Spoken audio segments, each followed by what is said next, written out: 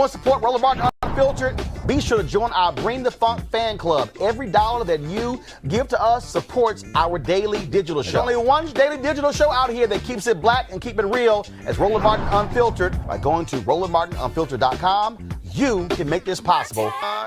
Over the weekend, the folks at Revolt had a summit that took place in Atlanta. On that particular panel, it was a host of people who were on there, moderated by Jeff Johnson, included Katrina Pearson and Candace Owens, two Trump supporters, as well as Killer Mike and T.I. as well, and Tamika Mallory. And it was quite interesting because, first of all, a lot of people on social media were talking about it this weekend, this whole, in terms of how everything panned out. And so I said, you know what? Let's chat about it. First off, though, I want to play you a portion of that conversation where things got a wee bit heated. And because what I want to deal with is the issue, do we really need to engage crazy black conservatives? Black conservatives who, frankly, have lost their minds and who really don't make any sense whatsoever. Because I know lots of black conservatives, but I know a lot of them with brains, unlike these two who are on the panel. You guys see my iPad right now? Okay, all right, y'all. So here's an excerpt of that summit over the weekend. Different than the fear that Trump has created in poor whites. The fear that Trump has lifted in poor whites, that black people and poor urban people are their problem. Right. When did Trump ever say that? That's a fallacy. When did Trump ever say black people are the problem? Make America great again. That's when he said it. Guys, but I'm not on the panel, so I want to make sure. That was Ronald Reagan's slogan. Was that racist when Ronald Reagan had it as a slogan? Yes, what time? It was. Yes, let me ask you. So that please slogan answer this. is racist. Please answer this. I have a question. Wait. Tip, please just allow me just one outburst. Please. I have a question. When you say make America great again, which period are we talking about? The period when women couldn't vote? The period when we were hanging from trees? I'll answer. Or like the crack era? Which period in America are you trying to make America like again? I actually think that I would totally rock a hat right now that said make Black America great again. Because Black America, before, we're talking about make America. That wasn't the question. I am answering your question. Which period was America great that we're trying to replicate? Which era was it? Tell me. I think I'll answer your question. I'm ready to answer your question. Which era was it? What? Which era was so great? Here's the thing that you guys are forgetting. America was actually one of the slavery was all over the world. All over the world. America was. I'm not saying it's okay. So why are you saying oh? Hey man. America was one of the first countries. I want to like you so bad. I'm trying to answer your question. I want to like you so much. I can't answer the question. I want to hear you. I want to be able to hear them. I want to be able to hear them. If I can't answer the question and you're just going to boo when I say slavery was all over the world, which is a fact, why are you booing a fact? Because you're making light of. No, I'm not. You're making light of the enslavement of people that look like us. You can't make light of that. That ain't nothing you breeze over. I haven't even finished the sentence. How am I making light of anything? You started with some bullshit. Okay. All right, y'all. So let me share a few thoughts, okay? Do I believe in Black America we need to have real, honest, truthful conversations on these issues between Black conservatives and Black progressives and Black liberals and Black independents? Yes, I do. But we must have these conversations with real Black conservatives, with Black people who actually care about the Black community. I'll give you an example. On this show, on my TV One show, News One Now, Washington Watch, so going back to 2009, and actually my whole career, I have known a host of Black conservatives. Alphonso Jackson, who was, of course, the HUD Secretary under President George W. Bush. Michael Williams, who served under Reagan and Bush as well, was the former Texas Education Commissioner. You have former Congressman J.C. Watts. You have Elroy Saylor, who was his chief of staff. You have Angela Saylor, his wife, who's the #2 at the Heritage Foundation. You have Kay Adams, Kay, of course, who is Kay Cole, who's over at the Heritage Foundation. I mean, I could go down the line. And let me just be real clear with y'all. Real Black conservatives have no respect whatsoever for charlatans like Candace Owens and Katrina Pearson because they know they're fraudulent.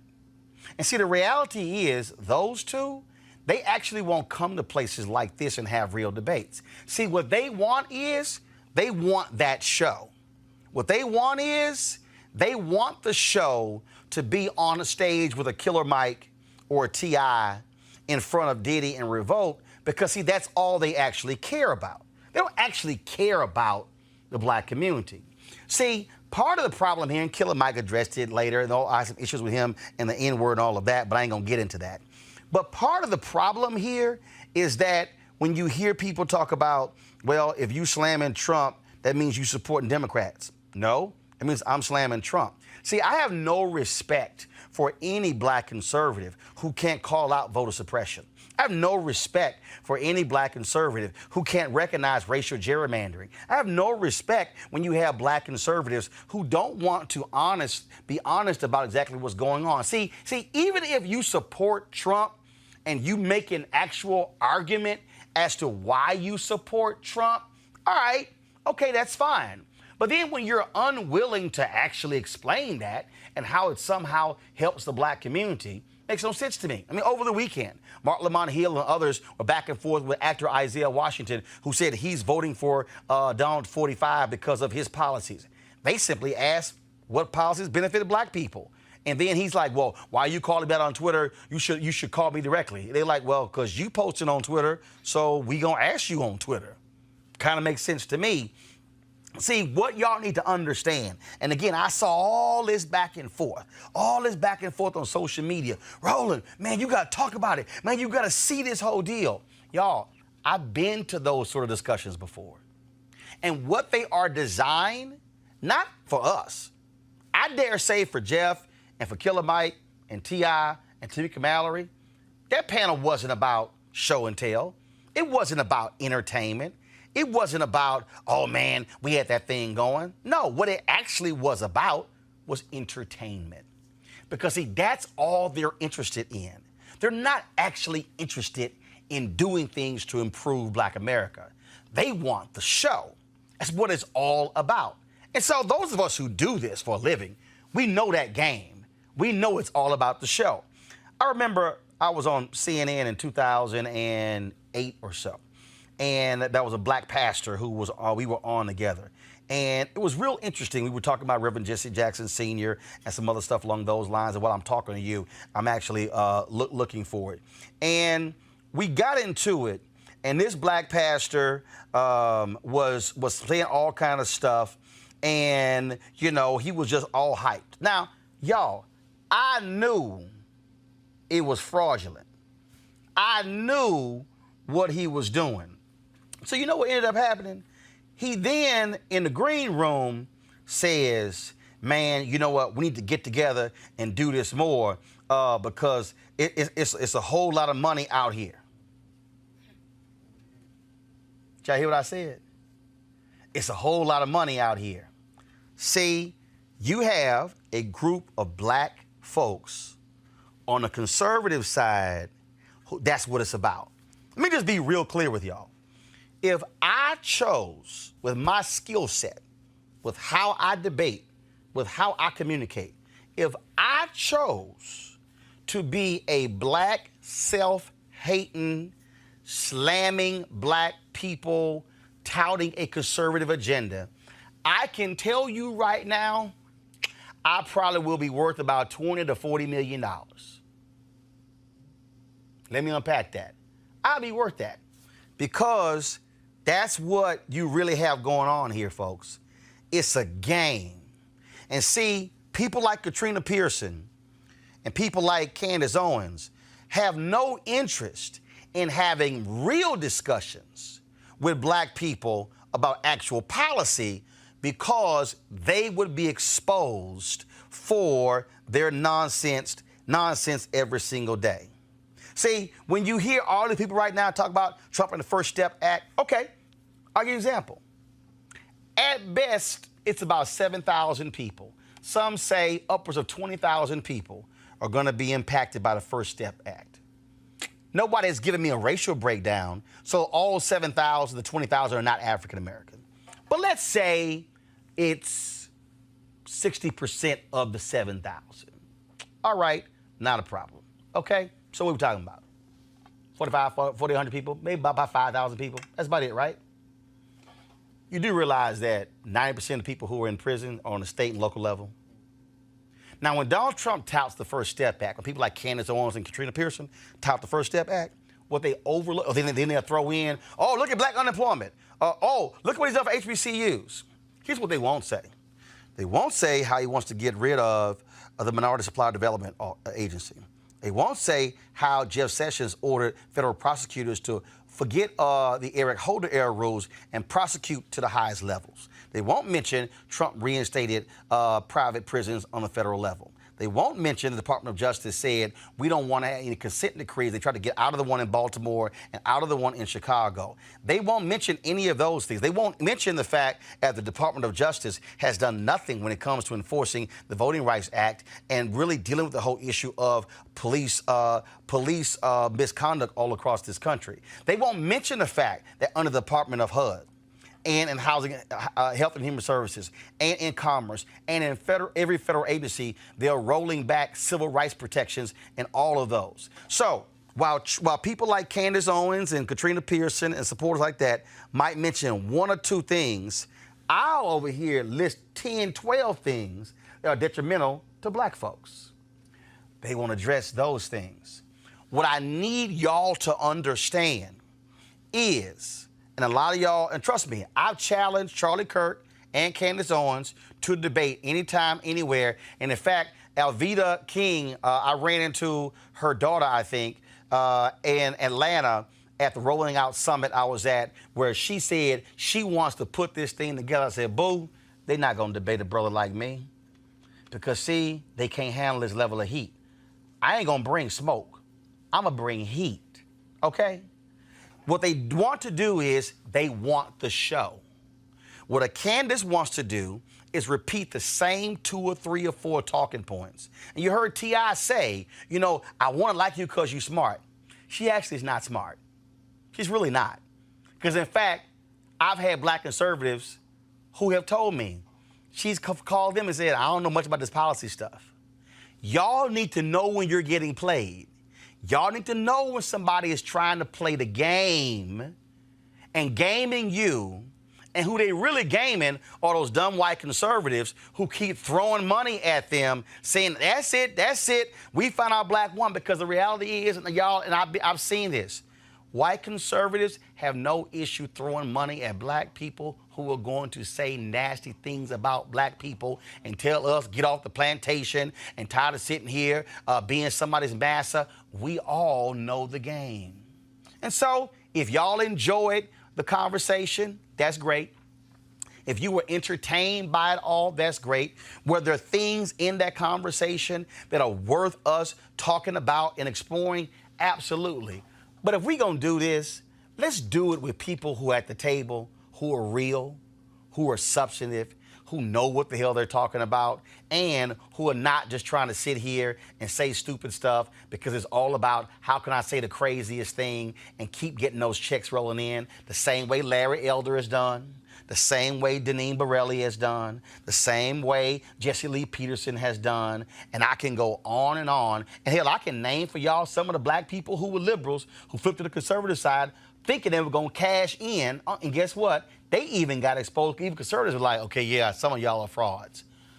Game, recognize game. And I just want y'all to understand that.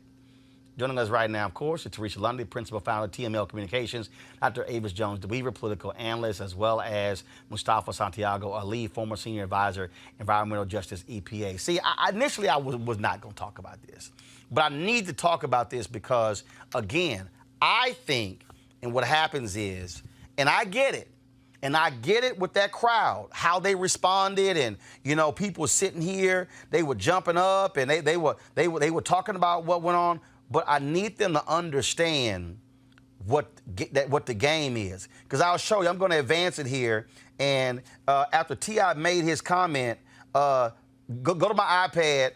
I want y'all just to watch the crowd. The fact, why are you doing a fact? Because you're making light of. No, I'm not. You're making light I of haven't the gotten into my points. enslavement I'm not of people that look like us. You can't make light of that. That ain't nothing you I haven't breeze even over. finished the sentence. How am I making light of anything. You started with some bullshit. Okay.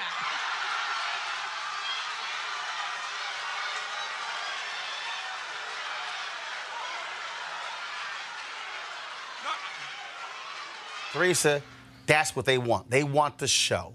And they want to be able to go back to their white conservative friends. See, we went into the enemy territory, and you saw how we got treated and how the audience were all against us. This is a game. They are not serious about the black community. I think it's two parts to that. I think that entire Revolt Summit, because I also watched it, right? And I think and I'm glad you started off with that commentary because it was so important. Because when we start talking about what makes sense for the black agenda and black America, and for those who really don't understand what politics or government actually looks like outside of listening to T.I.'s lyrics or Killer Mike, and they're just, listening to the impoverished lyrics, but they're not listening to some of the elected leaders who are coming forth with legislation and different plans. I think more so this panel should have more so touched on the entire detrimental facts that affects black people, right? Because a lot of people don't know, some of those cause and effects. And if they did, I do believe the conversations would be greater, and a woman like Candace Owens wouldn't be able to go to a Revolt Summit and say, well, I can't really talk about what Trump did because... No, they can't. I mean, they can't, Mustafa, they can't talk about the environmental dangers. You can't talk about how he's destroyed the USDA. You can't talk about the scientists who have left. And again, let me be clear. I'm not criticizing the summit. Revolt should be doing it. I'm not even criticizing having the conversation. What I'm saying is, because let me also be clear. Y'all heard me say on this show, we as black people have to have alliances among black conservatives, because if you have, in the case right now, Dems control the House, Republicans control the Senate, all right? The reality is, in a moment, I'm going to be talking with Congresswoman Alma Adams, who is the co-founder of the HBCU caucus, who is the co-chair of that with the Republican in North Carolina, whose wife is a graduate of Winston-Salem State. So let me be real clear. In states across this country, Republicans control the governor's mansion, the House, and the Senate. Black folks, we are constituents. We need to be having relationships on that side, because there are going to be issues where we do agree, or we have to work with folks on the other aisle. What I am saying is there are a host of real black conservatives in this country who actually talk to black people, who actually sit with black people, but you have like these two, they don't talk with black people, okay? They're not trying to actually, how do we find common ground with black people? Their whole deal is how loud and wild can I be in trumpeting Trump to get folks all mad and excited, and then go back to their safe white spaces and say, ooh, see what happened when we went there? They're not serious, actually, about our community. Exactly. I've worked with black conservatives on policy, those who are serious. So you've got that set of folks, but you also have a set of folks that we're talking about who invest in and who support buffoonery. And they like these types of things because it takes people away from the actual impacts that are happening inside of their lives. They want a reaction from you. So imagine if that sister said whatever she was trying to say, and folks were educated in the audience. There probably were educated people who were there. Absolutely. But if folks understood the basic, the top 5 or 7 things you need to know around housing, around transportation, around the fact of unemployment. So it's always interesting when we talk about this full employment, but then when you unpack that and you see the types of jobs that your people are actually getting, and that they've got to work 2 or sometimes 3 jobs just to make it to the basic lines, it changes the dynamic of that conversation. And that's where we have to get to. I appreciate the fact that you are always talking about folks need to get educated so that when you utilize your vote, it can actually be directed in a positive place that can make change happen. So that's why I don't even get down. People will sell their souls for a few shillings. We've heard that, growing up. And this is just another reflection of how they continue to do that. Again, what you're dealing with here is you're dealing with the show. Mm-hmm. The show is one thing. Serious things, Avis, is another. Mm-hmm. And there are black women who I'm sure in the Black Women's Roundtable y'all work with who are black conservatives. Absolutely. Who are real on policy. These two are not real. No. And these types of incidents expose that greatly. I mean, I would have been interested. I didn't watch the whole thing, so I've only seen this clip a few times. I would be interested, did she ever answer that question? Because even where she was going with that partial answer didn't make sense in that, yes, you had this transatlantic slave trade that encompassed a lot of the Caribbean, North America, South America. But guess what? America was one of the last, if not the last, nation to end slavery. So I don't even understand why and she's going in that our form was a lot direction. different from other people as well. Very different Yes. in terms of, it was maternally passed down from generation to generation. Our form of slavery was unique and distinctive and especially brutal. And so I don't even know where she didn't even know where she was going with that answer. That was no example of America being great. Let's just put that on the table. Yeah. So, I would just be interested in knowing where she would have ended up with that. It shows her ignorance. But at the end of the day, what you're saying is absolutely true. This is about her being able to get clips like this that go viral so that she can go back to the white folks who are paying her to say, look what I did, now give me some more money. Right. Because that's really what it's about. And again, I want the audience to understand, those of us who have covered these stories for years, we know the game. Y'all, we can see them coming. I'm telling you, I've debated them, who will pull you to the side and essentially say, let's take this thing on the road. Because it's all for a money grab. As opposed to those of us who are real about this, who are going, yo, I'm not trying to sit here and roll with you, because that's the deal. And in fact, that's actually the Minstrel show. All right? That's why I call out Diamond and Silk. That's a minstrel show. When you see the comedian Terrence Williams, that's a minstrel show. That's not about policy. It's a C.J. Pearson running his little mouth. Same thing, okay? What you're dealing with is you're not dealing with people who are serious, all right? There are black conservatives who I know, who I've interviewed, who I've covered, who are involved in education, who are involved in housing in different areas. And we might disagree on things, and they abhor voter suppression and some of the things that they do. You want to talk about somebody like Black Republican?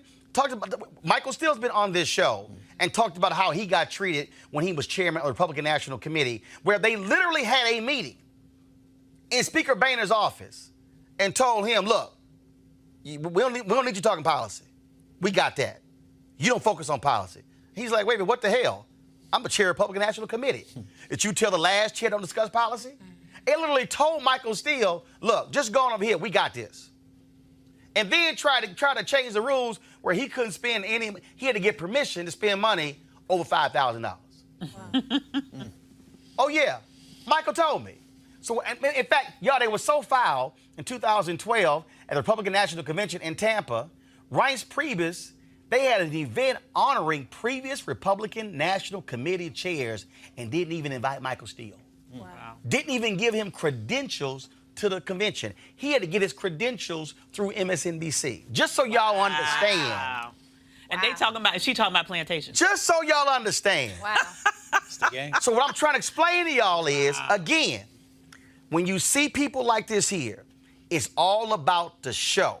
Now, you might say, well, Roland, why would you want to debate Candace Owens? Because I believe you expose fraudulent folk at all times. Because, see, when light hits darkness, darkness gets exposed. Y'all, they don't want real debates because they can't handle real conversation. They can't handle somebody who's going to be calm and not yelling and dropping facts on them and bringing real information. If they have to answer no, what they desire is for us to play the game. So just so y'all understand that, the reality is, in this world, there are two political parties, Republicans and Democrats. The reality is, we as black people have to be working on black interests. And that might mean working with Democrats or working with Republicans. That might mean opposing Democrats and opposing Republicans. I'm not against Republicans. What I am are against buffoonery coming out of the black Republican side. All right, folks, back to that Roland Martin Unfiltered video in just one moment. All right, folks, you heard me talking a lot about marijuanastock.org. Why? Because I want to keep you informed of investment opportunities that make sense. We've all watched the growth of the cannabis industry, folks. A recent report by the New Frontier Data estimates the global cannabis market more than $340 billion. And we know that marijuana legalization is sweeping the country state by state. We also know that marijuana has a good cousin, the hemp plant, with a much higher concentration of CBD. That means hemp gives you all the medical benefits of marijuana without getting you high. Until recently, hemp farming was practically illegal in the U.S. and heavily regulated by the DEA. However, that all changed with the 2018 Farm Bill, making it legal to grow hemp CBD in the U.S., creating one of the largest commodities worldwide. They need land to grow all the plants. Folks, this is real simple, okay? And the folks at 420 Real Estate have a business model where they buy land that supports hemp CBD grow operations and lease it to licensed, high-paying tenants. That's right, there are hemp CBD landlords. You can get in on the action now. Of course, our folks at 420 Real Estate decided to do something special for the Roland Martin Unfiltered family. Originally, the minimum investment level was $500. Now you can get in this crowdfunding campaign for as little as $200, up to $10,000, okay? This is a growth industry that is still growing. If you want to invest, go to marijuanastock.org. That's marijuanastock.org. Get in the game and get in the game now. Now back to your Roland Martin Unfiltered video.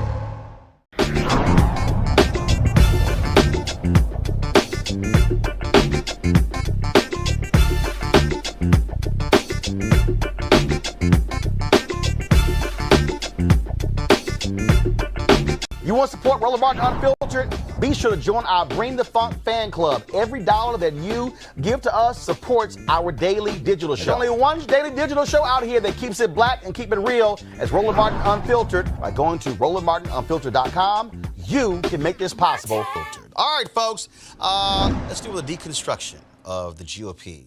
And, of course, the mouthpiece, Candace Owens.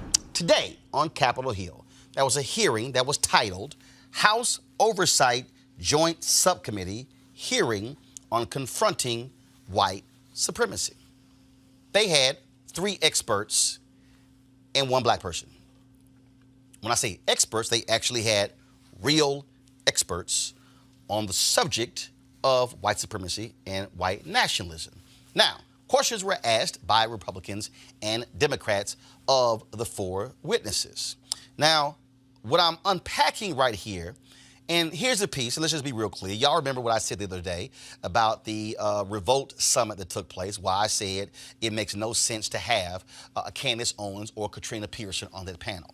Why? Because they're not real black conservatives. Let me be real clear. They're not real black conservatives. I know real black conservatives, okay? Chris Metzler, real black conservative. Shermichael Singleton, real black conservative. Elroy Saylor, Angela Saylor, K.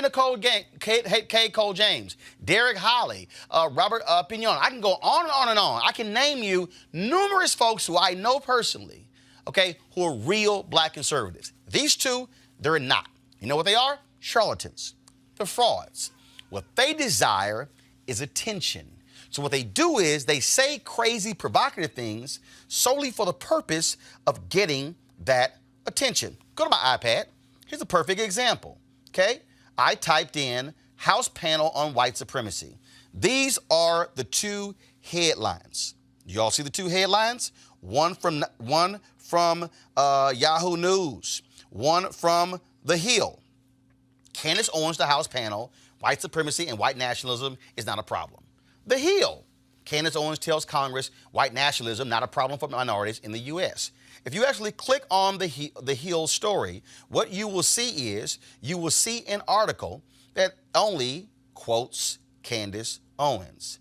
That, folks, is by design. That's exactly what she wants. What she desires is attention. She wants folks talking about her. It's a money grab. It's all about how can I build my following and convince these dumb, illiterate conservatives to keep throwing money at me and I can get paid. Now, Mark Lamont Hill was tweeting today, critical of something that she said, and this gentleman, Adam Badawi, tweeted back. Go to my iPad, please. This is what he said. I was there.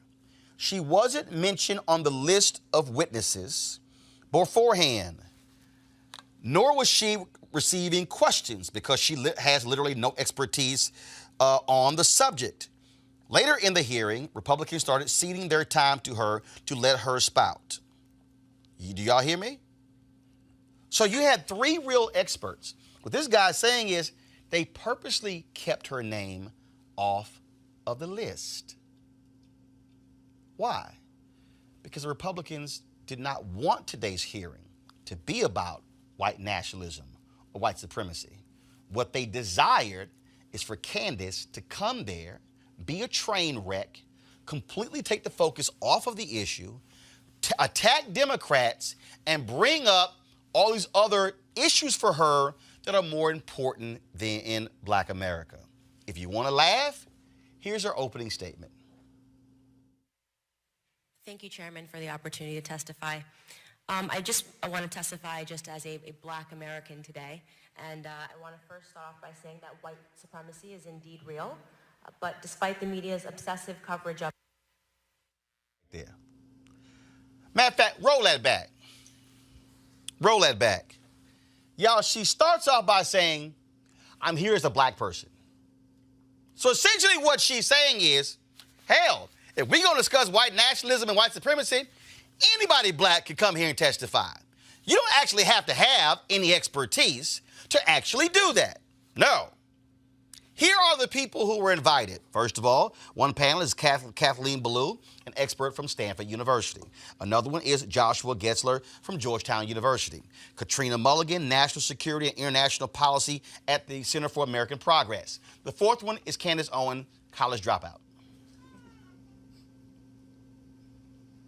Play it again. You're going to hear her say what her expertise is on this subject. Thank you, Chairman, for the opportunity to testify. I want to testify just as a Black American today, and I want to first start off by saying that white supremacy is indeed real, but despite the media's obsessive coverage of it, it represents an isolated, uncoordinated, and fringe occurrence within America. It's a fringe occurrence that is being used, in my opinion, by Democrats to scare Americans into giving up their votes to a party that can no longer win based on simple ideas, which is why we're seeing so many of these hearings back to back, despite other threats that are facing this nation. I want to reiterate that point. Okay, yeah, it's an issue, but it's really not among the top issues. This is college dropout Candace Owens providing expert testimony on white nationalism and white supremacy. This, folks, is a hearing that took place in July where Christopher Wray, the director of the Federal Bureau for Investigation, testified about the serious threat about white nationalism and white supremacy in the United States. Press play. Between the years 2000 and 2016, the white supremacists were responsible for more homicides than any other domestic extremism movement. Now, I see the distinction you're making, homegrown versus domestic. But let me ask you, can you quantify either one of them for us? Well, in terms of number of arrests, we have, through the third quarter of this fiscal year, had about, give or take, 100 arrests in the international terrorism side, which includes the homegrown violent extremism. This year? This year. But we've also had just about the same number, again, don't quote me to the exact digit, on the domestic terrorism side. And I will say that a majority of the domestic terrorism cases that we've investigated are motivated by some version of what you might call white supremacist violence, but it includes other things as well. I think the greatest terrorist threat to the homeland is the homegrown violent extremist. I will say that These we would be take foreign-inspired, which is jihadist-inspired violence. That does not mean, by any stretch of the imagination, that we don't take domestic terrorism, including hate crime committed on behalf of some kind of white supremacist ideology, extremely seriously. Okay, so I want to go back to the nonsense Candace was spewing. I want y'all to pick up where we left off because I want to put this in proper perspective for you. That was the director of the FBI testifying to the Senate in July of this year. Go ahead and play Clueless Candace. Is real, but neither of these ideologies are real in this room. They have become mechanisms for the left to continue to call these hearings and to distract from much bigger issues that are facing this country and which threaten minorities. Much bigger issues. Here is the FBI Director, Christopher Wray, in March, laying out the persistent and pervasive threat of white nationalism and white supremacy in the United States. How would you describe the danger to public safety that is posed by white supremacist extremism? Is it changing in its qualities or in the kinds of resources that the FBI and other law enforcement agencies need to respond? And secondly, the second part to that question, your budget request does not mention white supremacist extremism at all. How much funding and how many employees are dedicated to investigating white nationalists and white supremacist extremists in your fiscal year 2020 budget? So what is the danger to the country, and what do you need to fight it? Well, the danger, I think, of white supremacist violent extremism or any other kind of violent extremism is, of course, significant. We assess that it's a persistent, pervasive threat. We tackle it both through our joint terrorism task forces on the domestic terrorism side, as well as through our civil rights program on the criminal side through hate crime enforcement. I think as to whether I would see any significant difference or trend there, I think, or whether it's changing, I think I would say in general, domestic terrorism in this country has changed in the sense that it's less structured, less organized, fewer groups, more uncoordinated one-off individuals as opposed to some structured hierarchy. And that presents its own share of challenges. Now, you might say, well, Roland, what was the whole point of Candace Owens being the only black person there testifying on this issue? This 44-second soundbite and the end will really explain it. Issues that they are responsible. Number one, father absence. Number two, the education system and the illiteracy rate. Illegal immigration ranks high. Abortion ranks high. White supremacy and white nationalism, if I had to make a list again of 100 things, would not be on it. This hearing, in my opinion, is a farce. And it is ironic that you're sitting here and you're having 3 Caucasian people testify and tell you what their expertise are. Do I know what my expertise are? Black in America. I've been black in America my whole life, all 30 years, and I can tell you that you guys have done the exact same thing every 4 years ahead of an election cycle, and it needs to stop. No, stay with it. Now we go to Mr. Clay for 5. No, go back. That right there explains why the Republicans wanted Candace Owens to testify. Because the Republicans on this committee don't want to deal with white nationalism or white supremacy. What they desired is to have a black woman who loves Trump to come to the hearing to bring up problems in black America, to negate white supremacy, to negate white nationalism, and that's why he has that look that was captured on his face. You need to understand game recognizes game. Now, earlier we had Congresswoman Eleanor Holmes Norton, a member of this committee, Congresswoman Ayanna Pressley, Congresswoman Robin Kelly, and others on the Democratic side, members of this committee. If you want to understand what really happened, okay, this happened before that took place. Jim Jordan came in late. They were upset because the members of Congress were actually ignoring clueless Candace. They were asking more questions of the actual experts. Here is Jim Jordan. I did walk in a few minutes ago, and Mr. Meadows and I were visiting in the back room, and noticed that Ms. Owens, you hadn't spoke for a while. So if there's something you'd like to add to the discussion over the last few minutes, I'd be happy to yield the my 4 minutes to you and let you comment. But thank you again for your outstanding testimony, for being here as our witness today. Come back. Thank you for that. See, I don't need to play any more of Candace Owens. What did he just say? Mark Meadows and I got together in the back room. We were like, damn, ain't nobody asking her no questions. When is the last time y'all saw a member of Congress give their entire time to a witness? They get 5 minutes each. Gave his time to her. Meadows gave his time to her. Y'all need to understand the game here. But I'm going to go back and play something for you. This is what Clueless Candace said as to what she thinks are the most important issues that impact black people.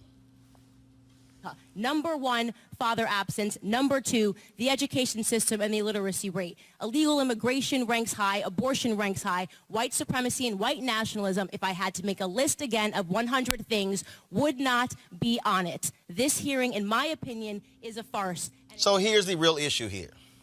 The real issue is that this House hearing on white nationalism and white supremacy was really only limited to the issue of terror. Because if you wanted a real discussion about white supremacy, then the very issue that Candace wants to bring up, white supremacy, plays a role in that. Just the other day, the University of Texas, a story was done by The Atlantic where they discovered in the archives of the University of Texas that they, by design, implemented standardized tests in the 1950s in order to keep black people out of the University of Texas. The president of the University of Texas literally said in a speech in Houston, the use of standardized tests was a way to keep the niggers out of the university. So, when a Candace Owens wants to talk about education and illiteracy, oh, we can have that conversation within the framework of white supremacy. They don't want to do that. If you want to talk about fathers not being in the home, I am more than happy in the year of the 400th anniversary of the first 29 Africans arriving on these shores to talk about the role that America, white supremacy, played in cutting babies out of the wombs of black mamas. If you want to talk about abortion, Candace, we can talk about America's abortion. If you want to talk about this whole issue of black fathers not being there, we can also bring up the studies that show that black men actually spend more time with their children than other races. If you want to talk about the issue of white supremacy on the impact of federal policy that gave more money to mothers who were in homes without fathers, because the policy then was that you only had one person bring in income and not the other, we can be more than willing to have that conversation. But see, that's a different level of white supremacy, because I don't think you really want to talk about that. She also mentioned, y'all, white supremacy and black-on-black crime. You want to talk about white supremacy and black-on-black crime? Sure. We can show you impacted areas in Chicago based upon federal housing guidelines that limited where black folks can live, where they could actually buy homes. And so all of a sudden you had in Chicago, west side of Chicago, south side of Chicago, black folks packed into areas. Same thing in Detroit and Houston and other places around the country. See, all those things were a result of white supremacy. And so if we want to have the real white supremacy conversation, you're right, it didn't happen on today's panel, but you also were not there, Clueless Candace, to have that conversation. The reason I need y'all to understand this is because some of y'all might be saying, well, why are you giving her so much attention? Because I need to explain to y'all what the game is. And here is the game. The game is for white Republicans to put up a black face to attack and trash Democrats, including black Democrats, and then to say, oh, but the conservative agenda is really what's great for black people. So what happens is that shit-eating grin Jim Jordan had is because that's what it's all about. It's all about, I need you to use the right talking points that's going to push them back. Remember the point where she said, oh, how dares it, you have 3 white experts and I'm the only black person here? Because you're not an expert. And in fact, I really don't have a problem if there are 3 white people there who are experts on white supremacy, because the operative word in white supremacy is white. So to have 3 white folks talk about white supremacy, I ain't got a problem with, because they're also white. Y'all, Republicans don't really want to talk about this stuff. What they want to do is offer a game of mirrors. This is a house of cards. And so what they have done is take a black woman who they, oh my goodness, she's articulate, she's cute, she can speak to the issues. Somebody hears her, oh my goodness, white conservatives go, she's so smart.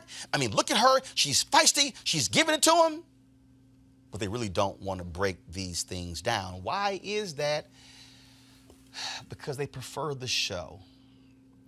Candace Owens only wants a show, which is why she wants to debate John Legend and debate Don Cheadle and debate Alexandria Ocasio-Cortez and debate Ilhan Omar.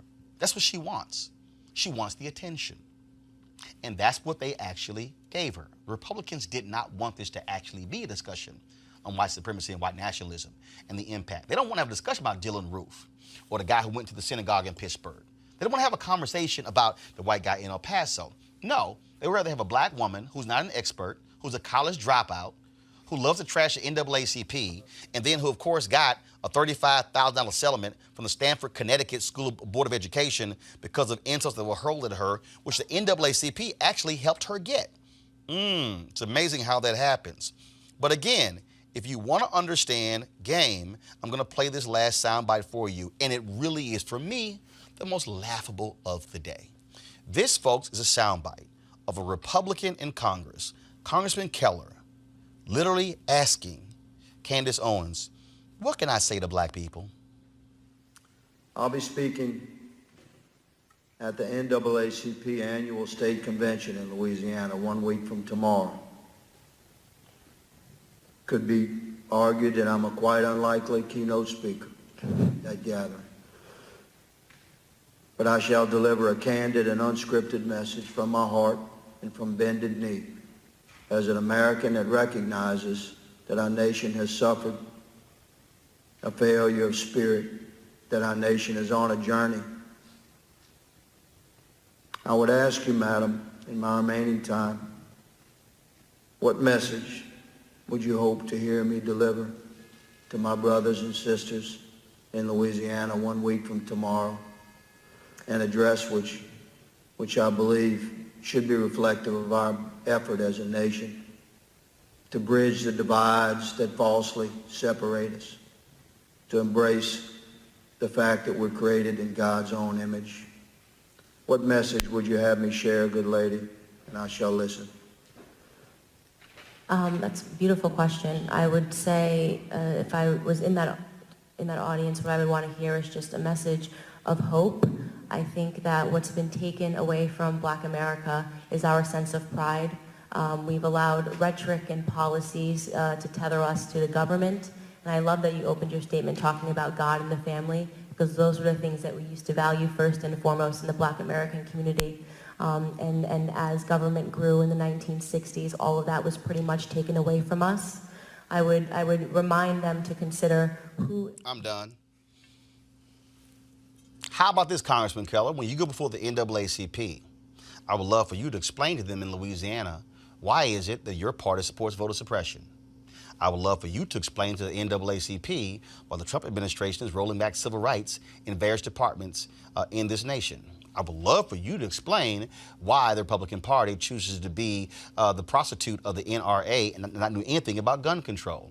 I would love for you to speak to the issue of economics and why is it that the Republican Party and Donald Trump is trying to get rid of the National Minority Supplier Development Council, which has been around for 50 years, which is the only federal agency that deals with how to grow businesses among minorities. I would love for you to talk about those issues. I noticed Candace didn't bring those issues up. Why? Because those are things Republicans are doing. Folks, you need to realize that the purpose of a Candace Owens is to give cover to white conservatives who have been wanting to say these things about black people for a very long time. That's the game. In fact, I just saw a tweet from a person who's a white conservative out of Texas, and then pull it up, Taylor Ham, covers sports for Texas A&M, and they have a soundbite here where he goes, I think this qualifies as a mic drop, where she ripped into this person here who's on the panel. What I need y'all to understand is that is the game. It is about a money game. And I will tell you this again. In our community, we've always had black Republicans. They've always existed. 4 and 5 and generations of black Republicans. I have known Alphonso Jackson, former Secretary of HUD, Mike Williams, who prosecuted white supremacists when he was in the Department of Justice. I know folks like Michael Steele. I named so many others, but there's a reason why they will not bring them to the fore. Because these are black people who actually work with black people. Candace doesn't. She wants a celebrity. And so when she's on the stage with T.I., on the stage with Killer Mike, that's exactly what she wants. Because it's about entertainment. It's the show. It's about securing the bag. There are black Republicans out there who actually care about black people. And we have a difference of opinion when it comes to political party. We might have a difference of opinion when it comes to what policies. But what I can say is I have respect for them because they actually care. And even if we disagree on certain issues, we agree on others. Game recognizes game. So today really wasn't about Candace. It was really about the embarrassment of the Republican Party, unwilling to deal with an issue like white supremacy and white nationalism. All right, folks, back to that Roland Martin Unfiltered video in just one moment.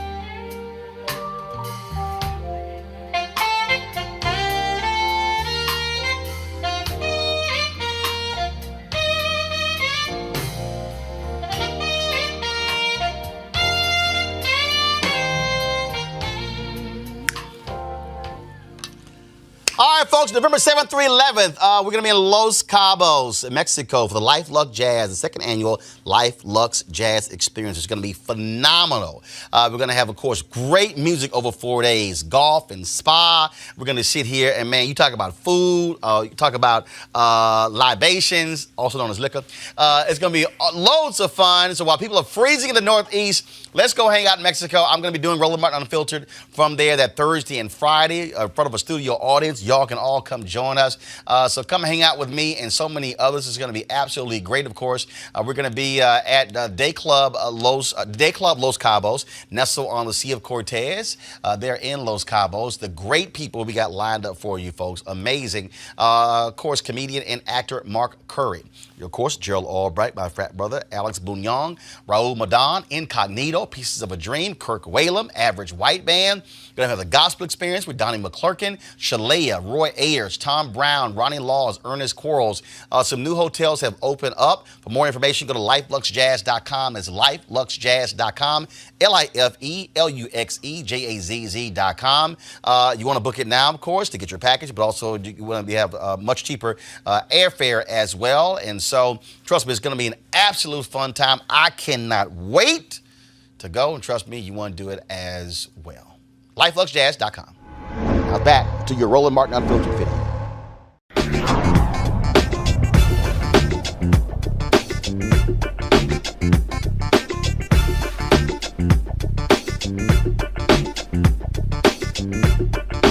You want to support Roland Martin Unfiltered? Be sure to join our Bring the Funk fan club. Every dollar that you give to us supports our daily digital show. There's only one daily digital show out here that keeps it black and keep it real as Roland Martin Unfiltered. Support the Roland Martin Unfiltered daily digital show by going to RolandMartinUnfiltered.com. You can make this possible. All right, I want to bring this up here. And so y'all know how I feel about that truly stupid and ignorant Candace Owens. Who made some of the most illogical, nonsensical comments regarding the case of Ahmaud Arbery, trashing him, saying black folks, why y'all, I mean, he was stealing, wasn't jogging. Well, Ooh, things got a little heated on social media in the last 24 hours, where a group of black conservatives have actually been standing up and called her comments out. It's been real interesting, Malik, seeing this back and forth take place with this one sister who's a conservative named Sonny Johnson. And she, of course, has been battling with Candace on this. And what was interesting is that these black conservatives, what they laid out is that they said that point blank, they condemned her particular comments. I just think, I'm gonna pull up their whole statement in a second, but can somebody just explain to me why you have black conservatives like Candace who, anytime it's just won't call white folks out for nothing, but will trash black people for raising a big stink about the Ahmaud Arbery case. Here's the deal, Malik. If black people didn't say jack, those two guys are still sitting at home. If black folks said nothing about Breonna Taylor, guess what? Nothing happens. And so what's up with some of your fellow black conservatives who have more vitriol towards black people who fight for justice than the white folks who are defending Arbery? So we're going to... This is what I'll say. As someone who was a lifelong Democrat until I voted for Donald Trump, it's a lot of, and I appreciate a lot of the black conservatives who are coming out condemning her remarks. I condemn her, not her remarks. I condemn her. And I actually wrote a piece on that condemning her remarks. Condemning her. And how do you condemn her but not her remarks? I don't understand that. No, well, let me clear that up. What I was saying is that people are condemning her remarks. I condemn Candace Owens and what Candace Owens actually stands for as it relates to growing the black conservative movement. Now, Candace Owens has been this way forever. And people say, she is definitely one of the most visible black conservatives that we have out of there. But for all intents and purposes, Candace Owens is a Trump supporter. Candace is not, I understand what she's doing with the whole Brexit movement, but for all intents and purposes, Candace Owens is a Trump supporter. Whether or not she'll be around after Trump leaves, I don't know. But wait, I'm trying to understand the distinction. So what you're saying, you're saying she's not a black conservative, she's a Trump supporter. But wait a minute, you just said that you were a Democrat and then you voted for Trump. So aren't you a Trump supporter and not a black conservative? Absolutely. And actually, in my case, and the distinction that I would make between me and Candace is hold on. I want to be clear before you make the distinction. Hold on. Wait. I just want to be clear before you make the distinction. So you're saying that you're not a black Republican or a black conservative. You're a Trump supporter. So are you still a Democrat but a Trump supporter? Yeah. So let me finish my point. Where the distinction between me and Candace is that I'm actually out there trying to bring people into the Republican Party. Candace, and she's admitted to it, Candace, she wants to move people away from the Democratic Party. I want to increase the numbers of people in the Republican Party. Until today, and I don't know, maybe it'll change tomorrow, Candace, at no point has that been her focus. So when I say that Candace Owens is a Trump supporter, I think a lot of us, people just in America in general, they kind of take on the mantle of being a black conservative. Well, what does that mean? If you ask people what does being a black conservative mean, a lot of them really don't have answers. And because I've had these conversations with many people who now consider themselves a black conservatives, what they're really talking about is that they actually support Donald Trump. That doesn't mean that they are not conservative, but as for my purposes, Candace is totally different from a lot of those people, and the people that you saw in the op-ed, the article that you're talking about. A lot of those people are actually involved in the movement to bring more people into the party. I'm not sure that that's Candace's goals. Again, I understand what she's doing with Brexit, but I'm not sure that's Candace's goal. I've criticized Candace over and over and over again because I think that what Candace does, and as I wrote today, when she makes comments as she does, what happens is that there's an anvil that we have to wear around our necks when trying to defend the party against people just like her. But make no mistake, and I'll just say this very quickly, make no mistake, Candace is in a long line of black people who have done this, whether they consider themselves black conservatives, black Republicans, or whatever. Candace didn't start this game. She's probably the biggest that we've had in this age of social media, but Candace didn't start this game. And you can look at the Republican Party itself, black Republicans in the party, black conservatives in the party, they participated in this. So the same people who are actually paying Candace's, depositing money into her bank account, many of these other conservatives have benefited from those same entities. Okay, so you're now a black Republican. I've been a Republican. No. That's why I was trying. It was all over the place. I was trying to just understand what on the deal of what's going on. Okay, all right. I've always, and anyone who knows me, when they ask what am I or whatever, I always actually reference that I'm a Republican because that's what I am, and I'm interested in bringing people into the Republican Party. That's exactly what I am. Okay, here's a statement. Eugene Craig, of course, appears on our show often. He's the author of this statement. Black conservative statement on Candace Owens tweets. We, the undersigned black conservative leaders, unequivocally condemn the hate-filled and destructive words tweeted and spoken by Candace Owens in the freest county on the face of the earth. I think that meant country. In the freest country on the face of the earth, no black man deserves to be gunned down like a dog in the street. Blackness is not a weapon. Blackness is not a threat. The words spoken by Candace are not reflective of the black conservative movement and should be universally condemned by the broader conservative movement and all who support freedom and liberty. Her words provide shield and cover for these type of incidents to continue. This is not the role of the black conservative. Our hearts go out to Ahmaud. Actually, Ahmaud is misspelled. Ahmaud Arbery's family, and we continue to lift them in prayer. Black men and women have a right to live freely in this country. We all have a responsibility to protect that right. We have a responsibility to condemn, her hate-filled and inaccurate tweets and statements. The thing, Kelly, that was interesting about this, again, is that you immediately see, and this is where, so this segment is not, this ain't all about Candace. I don't give a damn because she's stupid. She dumb, and other people who follow her dumb too. But what you find is, who are the people who are the quickest to stand with the two men who killed Ahmaud Arbery?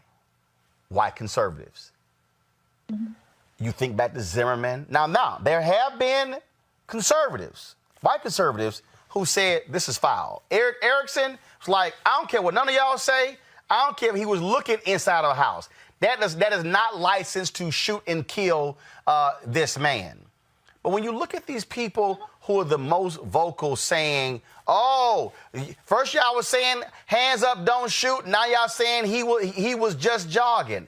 It's real interesting. The people who most are likely to side with Travis and George McMichael are white conservatives. I mean, it's not so interesting when you look at the history of the conservative movement and why people switched from being Democrats to conservatives back in the late 50s, early 60s during the Civil Rights Movement, going from Dixiecrats to Republicans and the like. But what I will say is specifically when it comes to Black conservatism, I am not part of that number, but I have observed that based off of the ideologies of my friends who are, I would be hard-pressed to consider a Black person who considers themselves conservative or Trump supporter to be true Republicans, because Trump himself does not align with the ideologies that I know of the Republican Party. So when Candace Owens saying, I agree with Malik to an extent when he said that Candace is a Trump supporter, but that's the only extent to which I will agree with Malik on this case, because her aligning with Trump, just by way of what Trump has done these past couple years and how his ideologies have come to light, I would venture to say that he's not truly a Republican. I would also venture to say that white supremacists aren't necessarily Republican, they're just not Democrat. And that's the problem with a bicameral party system, is that if you don't agree with one, it's kind of like you have to go to the other if you want your voice to be heard. And that's where we get a lot of conflating ideology. That's where we get a lot of false narratives when it comes to these parties and their ideologies. Because when you look at conservatism and when you look at the Republican Party and what their ideologies are, it's not that of Donald Trump. It's just conservative. Donald Trump is in a class of his own. Well, and I think, but it's like the point I raised, Amisha, about the NRA. Will they stand with, I mean, they're supposed to all about, you know, licensed gun owners and Second Amendment and defend yourself, but they are very much pro-cop. In the case of this brother in Louisville, okay, you're the NRA. Same thing I said when John Crawford was killed in that Walmart in Ohio. All right, NRA, show us what y'all really stand for. And the reality is they're more likely to stand for conservative ideals. And this is when black people say, hold up, if y'all supposedly real, where are you on this one right here? And in this case here, automatically it's white conservatives and some blacks sitting there running behind this case. And to Melik's point, you got black conservatives who are like, yo, what the hell? What the hell? But what it's showing, Amisha, is showing you might think y'all in this thing together, but y'all ain't in this thing together. You might be black and conservative. They might be white and conservative, but your ass still black, Amisha. Absolutely. And I think that is one of the most salient points of all, because at the end of the day, whether somebody chooses to be a black conservative because of the era of Trump and their grifters, like what we've seen from Candace Owens, or if they are a hardline conservative following all the conservative principles, you can never be conservative enough to erase your skin color or the burden that comes along with it. That is where we are in America. So Candace saying completely ridiculous things and comparing this death to the many deaths that she counted in black on black crime and, you know, calling out LeBron James and going down a whole litany of ridiculousness to try to substantiate why a young man would literally be hunted down by two white men in a pickup truck with guns circa what? 1800s, 1952. We haven't seen this in America in a really long time, but somehow she thought that she was in a place to make a justification for it. That's a problem. I do applaud to a certain extent the black conservatives who felt it necessary to come out and say something this time. But Candace Owens has railed against black people for a long time. She has literally cast a name for herself by throwing all types of negativity on the black population. She is what the Republican Party has wanted for a very long time. Someone who looked like a black person, someone who spoke like a black person, someone who couldn't walk into a room and be mistaken as anything other than a black person, but someone who could also sell talking points of whiteness, talking points of racism, and it go over well. And now she's reached a point where people are calling her out, finally. The thing here, again, Melik, at the end of the day, your ass might be as conservative as you want to be, but you black. Hell, we don't know who Ahmaud Arbery voted for. We don't know any of that, but what we do know is he dead. And what we do know is the people who are standing with the individuals who shot him, who are trying to tear him down, are largely white conservatives. And then you got that fool Candace and others. But again, but this is where it don't matter. It's the same thing. Look, Cleo, others on this show, brothers and sisters who are same gender loving will say, yeah, we gay, but you white gay, I'm black gay. You black conservative, I'm white conservative, yeah, but you black still white. The reality is, white is the operative word, and white conservative is white. It's white. Born black, will die black. Go die black. That's exactly what it is. And what I've seen now, and I've been kind of witnessing over the past year or so, what I've seen now is that people have said, and it's usually, well, it's the number of conservatives that I've seen come out and speak out against it, the black conservatives, you know, this is a long time overdue. And like Amisha said, this isn't Candace's first time at the rodeo. It's just that this is the first time you've actually seen people willing to come out and criticize her. And the reason that they have not is because of what you said, Roland. So those white conservatives that you talk about, and I will say that I've met awesome white conservatives out there, absolutely awesome white conservatives. But the ones that Candace appeals to, where she appeals to their racism, their prejudice, and their bigotry, those are the people that you're talking about. The ones that will get on social media and say, well, what about black on black crime? Before the ink was dry, Candace came out of Twitter jail and started attacking Ahmaud. That's exactly what she did immediately when she came out of Twitter jail. And then she tried to kind of backtrack it and say, well, there may be other things. No, she did it because she does it because these are the people who pay her paychecks. And so that's what she has to continue to do. I don't know. And I've heard people say, well, you know, that we have a big tent. Yes, the conservative Republican Party has a very big tent, conservatives, whatever, very big tent. But for my purposes, Candace Amber Owens does not speak to me or any of my conservatism. She just doesn't. Every single night, we've got some of the top black experts. You're not going to see them on cable news or broadcast news because you swear black people aren't experts when it comes to this health crisis. That's why we have this show and why we do what we do every day on Roland Martin Unfiltered. Joining us right now is retired General Russell Honore, the nation's first black Surgeon General, Dr. Joycelyn Elders. John Hope Bryant, he is the founder of Operation Hope. Senator Kamala Harris of California, Dr. Sadrina Calder, retired General Lloyd Austin, Congresswoman Karen Bass, Commissioner Omari Hardick, Bureau President in Brooklyn, Eric Adams, Dr. Joseph Graves, America's Wealth Coach, Deborah Owens, Dr. Corey Abear, Patel Salt, Howard University student, Pastor Jamal Bryant, Dr. Christy McDowell, Benja Ajilore, Senior Economist at the Center for American Progress, Gilda Daniels, again, author of the book, The Crisis of Voter Suppression in America. 4 stars, General Kip Ward. Dr. Oliver Brooks is President of the National Medical Association, President of the American Medical Association, Dr. Patrice Harris.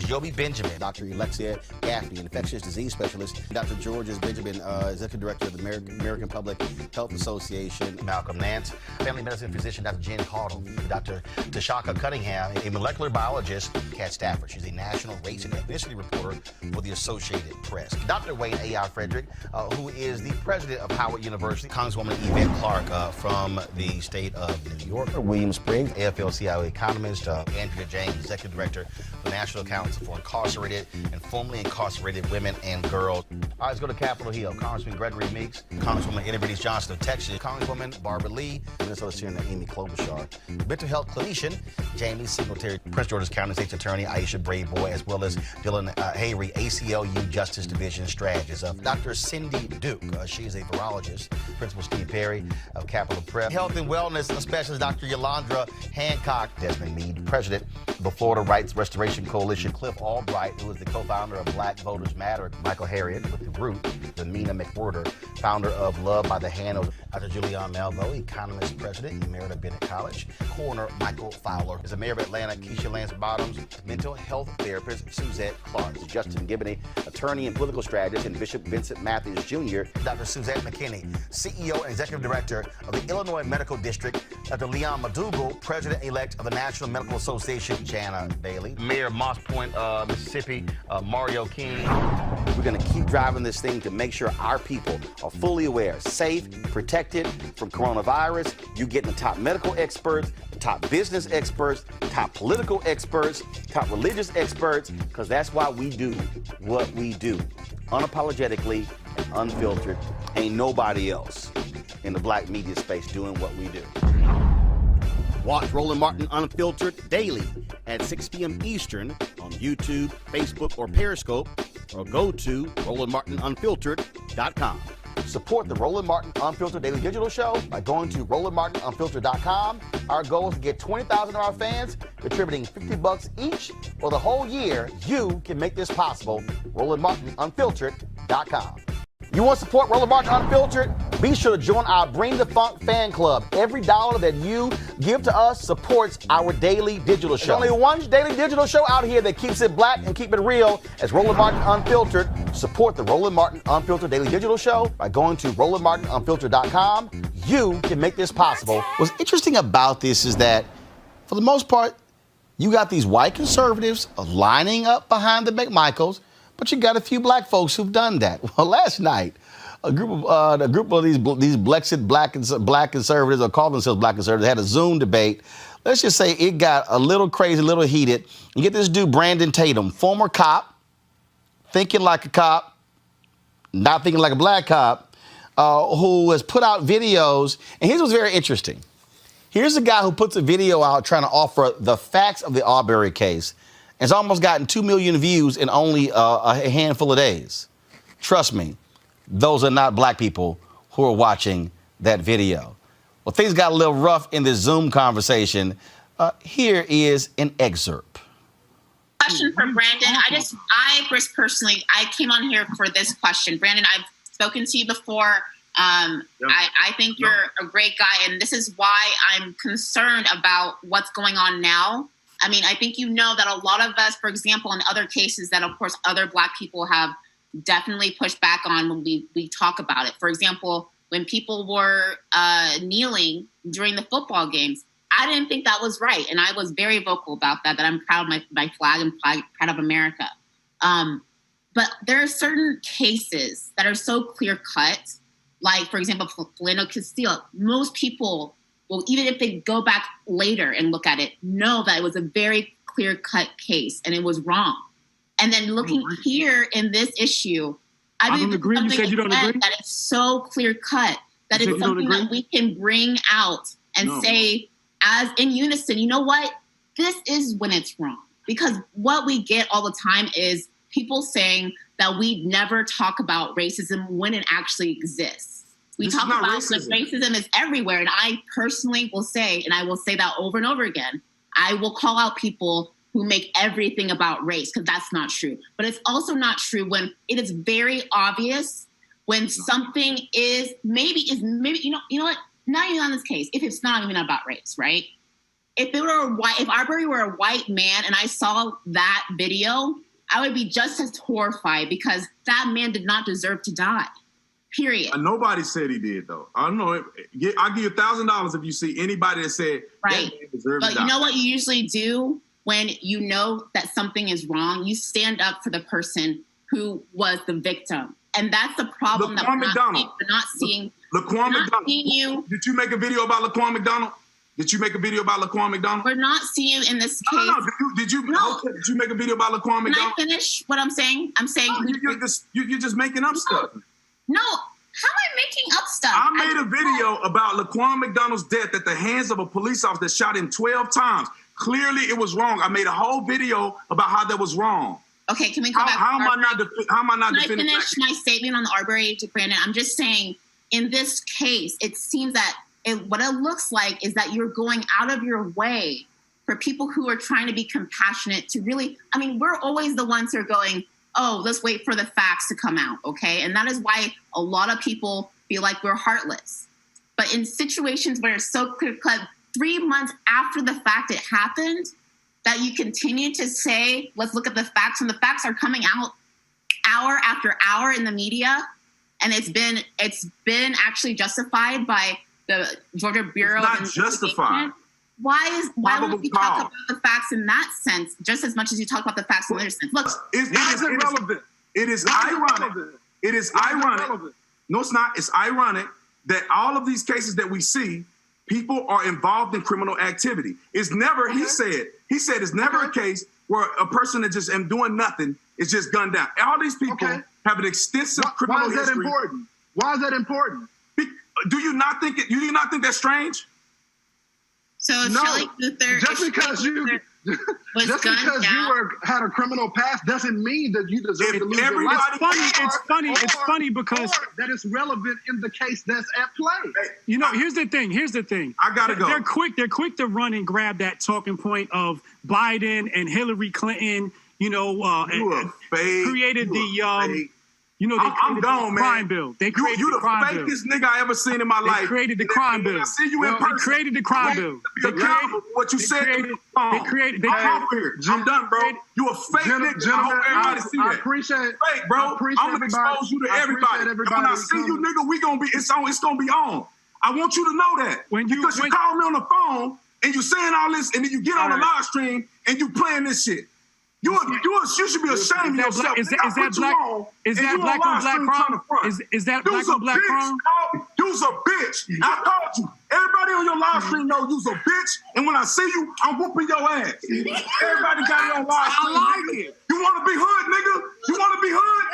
You on the phone talking shit to me, and you call me and saying you apologize? Yeah, nigga. I never apologized. You apologize? I never You didn't apologized. apologize. My wife listened to you, nigga. I never apologized. What I said was, bitch, nigga. What I said.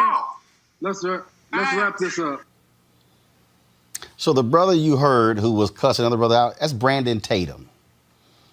Very close with Candace Owens. Used to work with Turning Point USA and Charlie Kirk. Frequent visitor to the White House.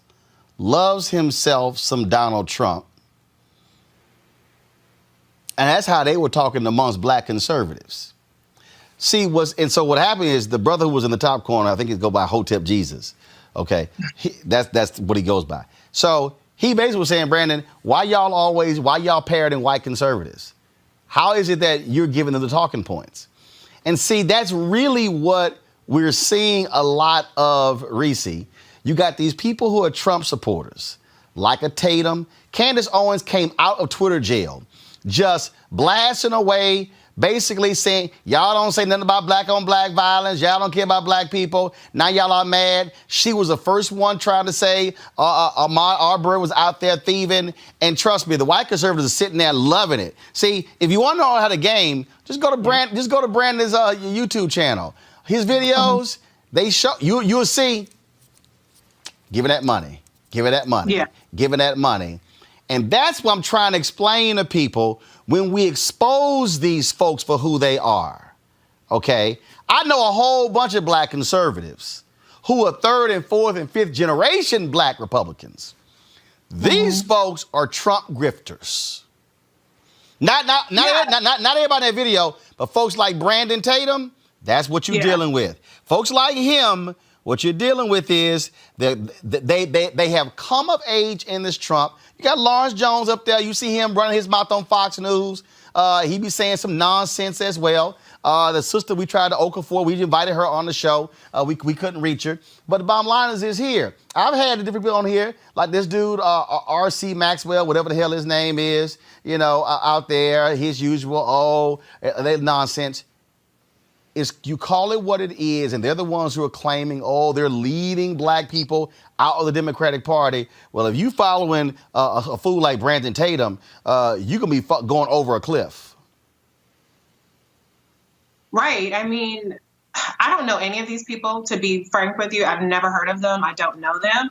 But I don't like what I see from that clip. And I watched some of their discussion. I was disgusted watching it. My husband has a saying. He says that some black people, I'm going to put the some in front of it, but some black people are the foot soldiers of white supremacy. And that's what these Trump conservative grifters are. When you perpetuate these stereotypes, when you sit up there and regurgitate these talking points to try to criminalize an innocent black man who was doing absolutely nothing wrong, it's disgusting. And the way that Brandon turned up in that video, there are white folks that would shoot his ass for doing that much, okay? And so, they want to parrot these things about, you have to, conduct yourself a certain way. And look how he was turning up and N-word this and N-word that.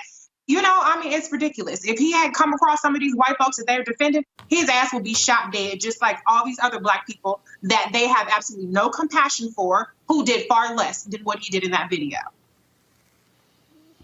You put your head down, Greg. Brother, that's 3 minutes of my life I'm not going to get back. Daniel Dresner wrote a book a couple of years ago called The Ideas Industry. And he talks about how over the last generation or so, what we've shifted from is the idea of public intellectuals. On the white side, you might think of a Daniel Patrick Moynihan. On the black side, you might think of a Wyatt T. Walker or a Pauli Murray or Dorothy Cotton or, you name it, or Ron Walters. People who are informing policymakers, or in terms of social movements, let's extend it to an Ella Jo Baker or a Septima Clark, informing social movements. He says we've shifted from that to what they call thought leaders.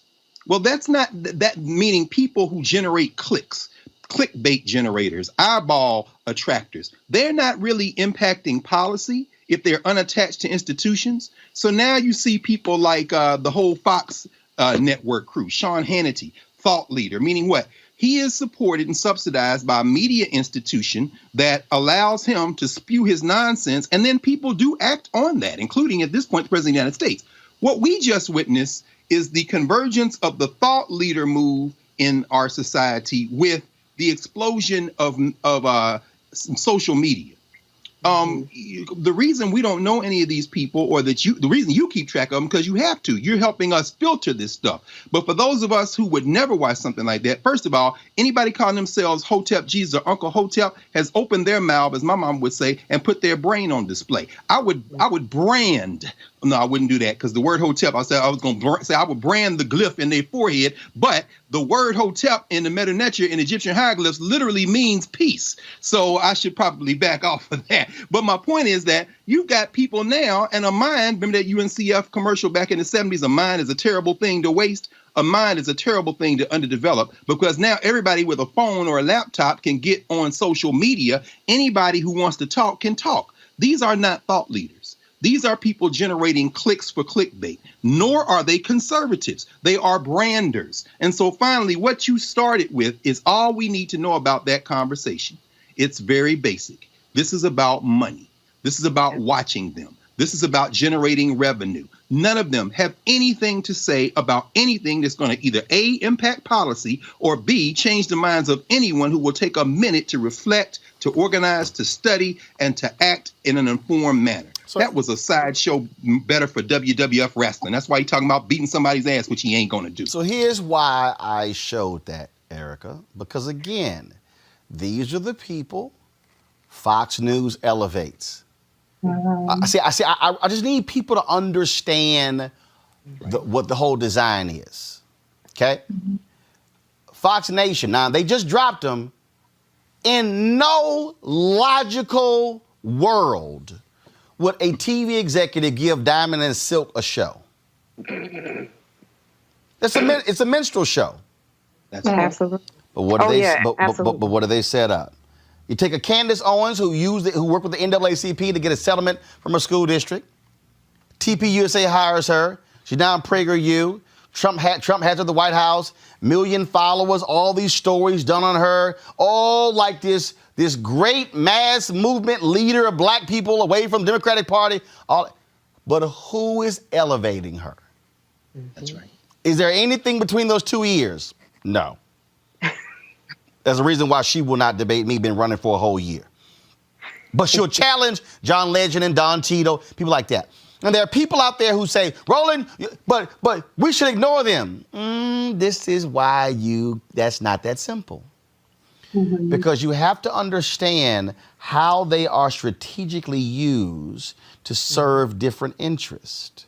Mm-hmm. Trump does the exact same thing. That crazy, ignorant comedian, I don't know what, he ain't even funny, Terrence Williams, same thing. You gotta understand, to Greg's point, the Minstrel show and the grifter show. You gotta understand how they play this whole game and how they then elevate, these are the black people we should be listening to. So therefore, how they prop them up, they do their books, in their speeches, and then I think it keeps going on and on. That's why you have a Larry Elder who will write a book called Stupid Black Men. Yes. He ain't trying to talk to black people. He's talking to white people. He's talking to white conservatives. And that's the game that you see being played.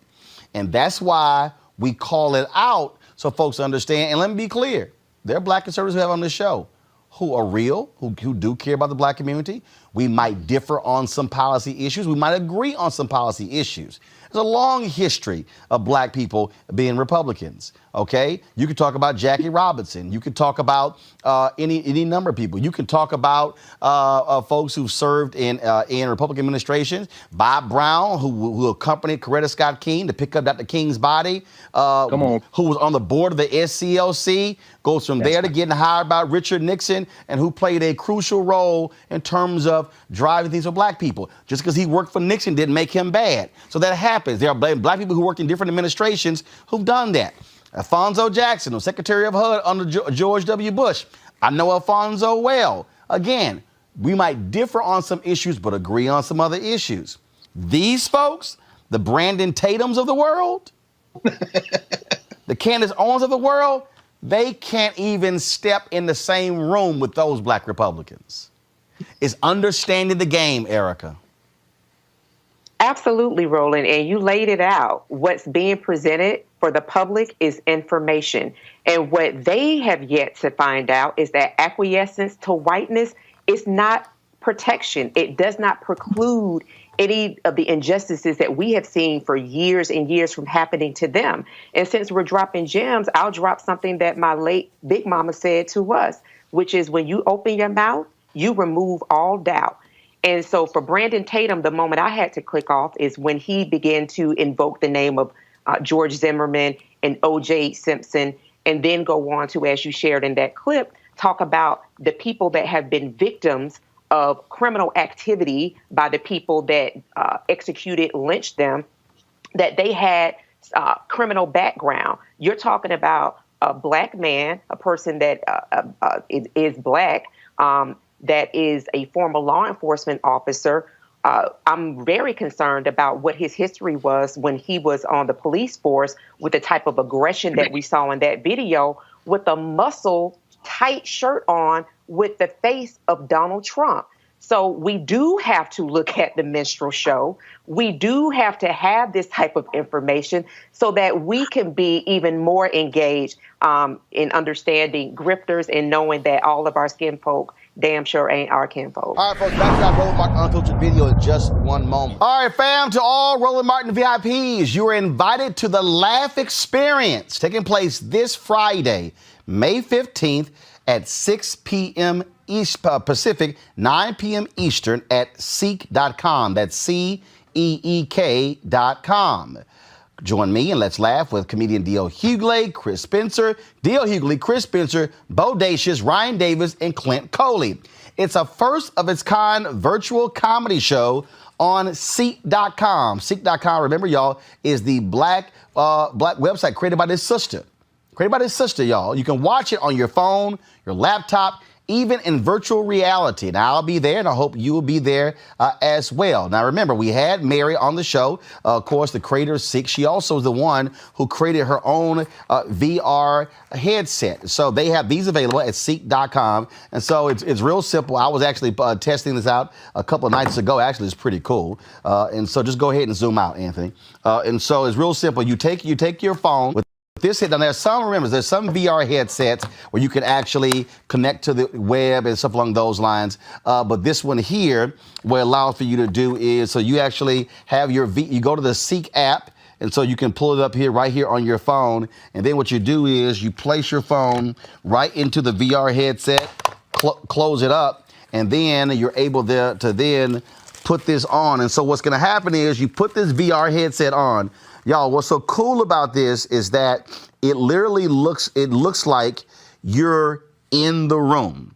So what's going to happen is they'll be live, and so you can sit here and you can look all around. You can look at the ceiling all around. It's going to be pretty cool. The first time ever, again, a virtual reality comedy showcase that's taking place this Friday. And so that's what it looks like once you're inside. You get to be able to look around on the inside of this room. It's pretty cool. And so you can do this again. It's created by a sister, this device and the site as well. She also created these 360-degree sound headphones. Y'all, these are boss. Okay, Bluetooth, as well as you can actually plug in. The Bluetooth creates the whole 360-degree sound, and so it's a great for gaming as well. And so if you do use these, there's a promo code. Go ahead and write this down. The promo code. This is the headset right here. These are the headphones right here. You don't have to watch the virtual comedy showcase with your headphones. You can watch it right here on your phone. It's not a problem, but it does give you a whole different experience when you're watching it in virtual reality. And so what I want you guys to do is if you want to get these headphones, get this headset here, I want you, there's a promo code that you can enter in to be able to do so. And so let me pull that promo code up. And it's been, like I say, I've been having way too much fun with this whole deal here, with these headsets. And this is called the world's first 4D 360-degree audio headphones, and of course this is the mobile VR headset, and so that's what you have here. They have a special code for our followers here at Roland Martin Unfiltered, and so we're gonna pull that up. And where is it? I thought we had it here, and so we had all these different emails back and forth, and so I'm trying to find it. Promo code. All right, this is what you use.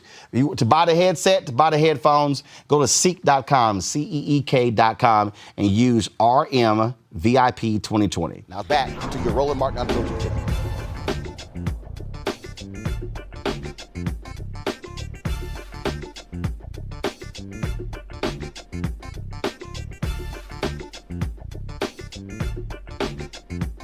You want to support Roland Martin Unfiltered? Be sure to join our Bring the Funk fan club. Every dollar that you give to us supports our daily digital show. There's only one daily digital show out here that keeps it black and keep it real as Roland Martin Unfiltered. Support the Roland Martin Unfiltered daily digital show by going to RolandMartinUnfiltered.com. You can make this possible. Yesterday, Vice President Mike Pence held a discussion at the White House with a group of African Americans about the unrest that's been going on in the country. Do y'all have the photo? Y'all have the photo? Y'all show the photo? So you see in this photo here, I see Keiko James. I think I see Angela Saylor. I see Elroy Saylor. And I don't recognize a couple other folks. Then also, Now, I had somebody, a fellow journalist, who emailed me yesterday. And she said, you know, Roland, stop giving her attention. We should not even mention her name. We should not even bring it up. And I respectfully disagree. The reason I disagree is because of that photo. When you have somebody who is so evil and destructive in their thoughts and in their comments, and the things that they say about African Americans, and then they get called into a meeting with the Vice President of the United States, when they have stood next to the President of the United States, when they have been in meetings with the President of the United States, I don't think for a second that we can somehow be silent and ignore that level of hate. Yesterday, this hateful woman posted this on Facebook.